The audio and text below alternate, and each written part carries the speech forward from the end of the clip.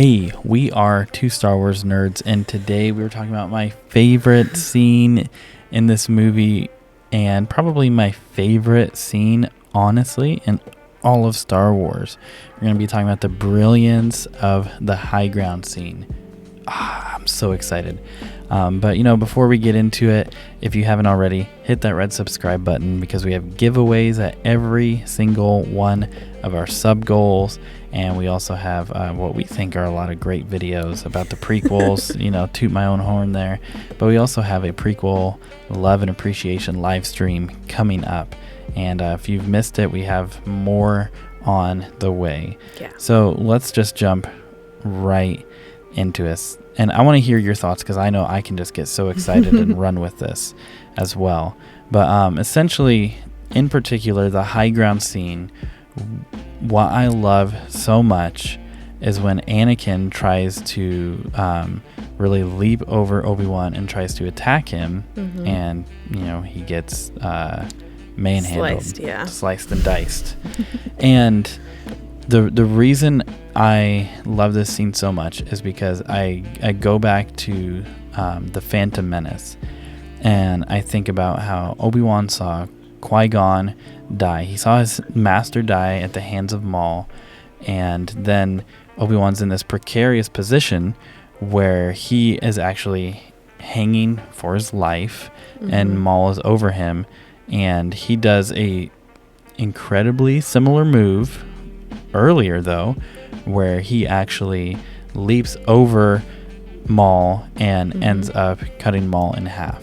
Yep. And this is the first Sith in a millennium, that they're seeing an Obi-Wan beat him. And then it comes to Anakin, and Obi-Wan has the high ground, Anakin doesn't.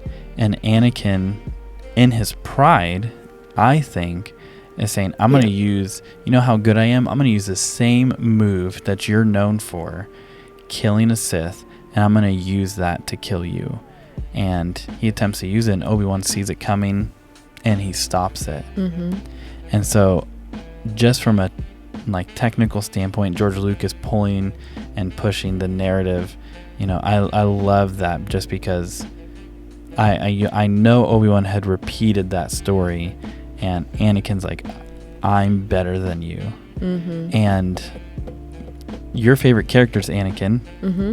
And so when we're talking about Anakin's pride and his downfall, how do you think that plays into this scene, from him being a little kid in a Phantom Menace and then growing up hearing this story to this scene? How do you think his pride plays out in all of that? Oh yeah, I think it's full on 100% all his pride, because he wants to defeat him, but he's like, I'm gonna defeat you with your own move. Like, I'm gonna show you that I really am better. Like, you're not my master anymore.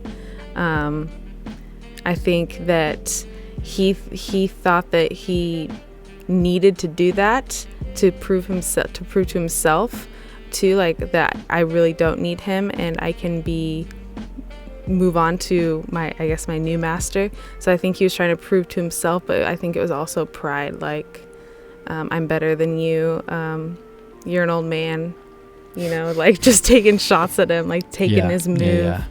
And that's what pride does to you, though. It never ends well. Yeah, Dooku was right. Twice the pride, well. Double the fall, and now he's got no legs.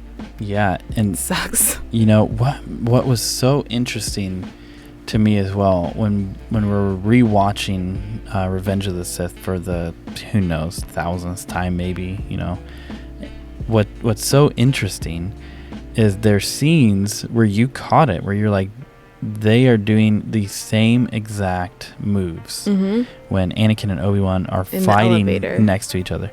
Same exact moves. Which is different because you don't normally see Anakin emulate Obi-Wan. So that was one of the first times I've noticed it. Yeah, and it's crazy because, he knows him so well, and they know each other so well. And so then even, I would love to break down the duel, but even when they're fighting, there's so many moves where they know what's coming. That's why the scene is so long. It had to be. Yeah, I mean, it could have gone to the point of exhaustion, really. But what ends up happening, I mean, they're doing crazy things. And think about how hot it is.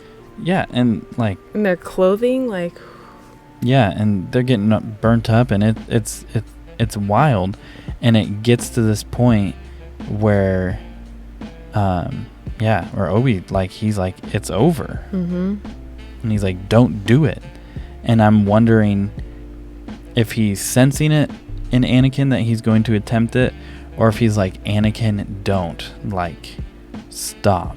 Yeah, you know, and it's like it's a little both, and it's a last call, like, don't do this, because Obi didn't want to do that. No, like, I can't imagine being in that place, like, to have to go fight and destroy this person who you looked at as a brother. Like, and man, like, I felt so bad for Obi, and like, the strength that he had to do what he did is wild, for the better good. Yeah, and I don't think he wanted to have to do that either, but I mean, you see that his understanding of the prophecy of the Chosen One was to destroy the Sith. That's his interpretation of it. And not become one. The second Anakin speaks in absolutes, and that's where he says only a Sith deals in absolutes. He's like, I'll do what I must. Yep. And immediately he's like, I'm disconnect, like he's like, I have to disconnect attachments. And as soon as that move is done and he cuts him, that's when he's just like, you were my brother, you were the chosen one. Yeah. And he's tearing it up.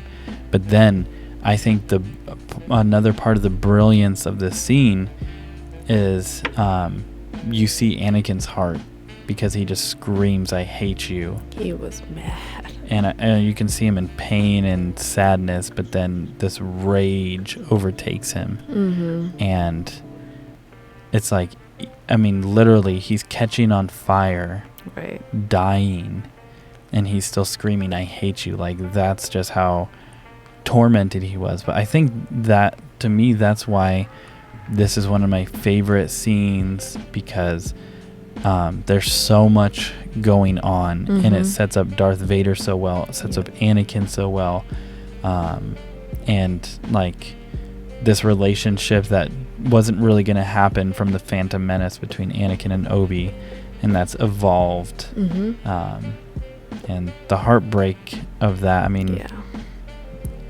even like, we'll just throw this one in for free, even the thing we've talked about, if you want to touch on it, with Anakin viewing Obi-Wan as a father and Obi-Wan viewing him as a brother. I mean, like, it all comes to this scene. Yeah. And I mean, like, for you, you're talking about getting emotional during this. Like, what did that mean for you with all that weight behind it, like, coming to that point? Well, I was watching them differently than I have before. I'm trying to really put myself in the characters and understand what they're doing, and I can't understand everything because I'm not that person, but I'm trying to. And I think I felt I could relate the most with Obi-Wan in this, like, even just thinking about having to not only, you know, slice someone I love in half, you know, slice their legs off, but then walk away and leave them. Like, I can't imagine. And then, like, that voice, that moment is going to be in his mind forever.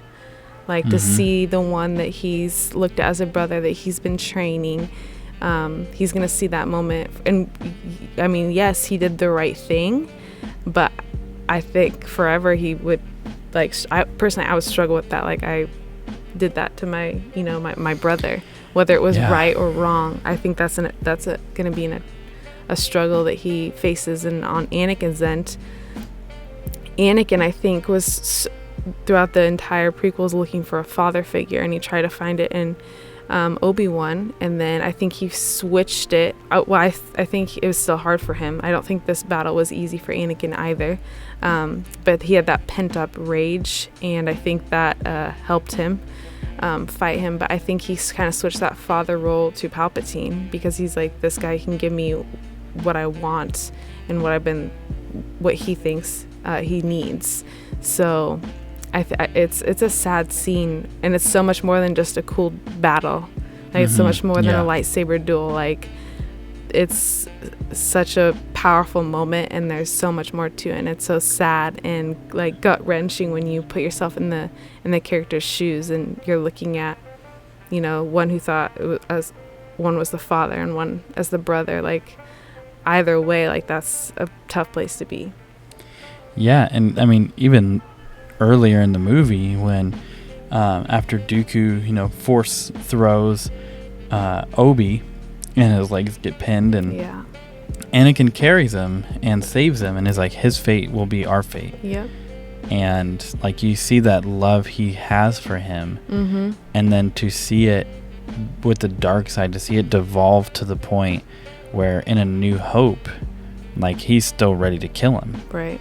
And like, even in the beginning of this movie, I pointed out how like when their team is being shot in their ships, like he wants to go help them, and like Obi-Wan's like, no, stay on the mission. And then even like Obi-Wan needs help, and he's telling Anakin to continue with the mission, leave him. But there's just this like this love in Anakin's heart to help people, and it's just so crazy that even in the beginning of this movie, this isn't, you know, 9-10-year-old Anakin. This is Revenge of the Sith Anakin.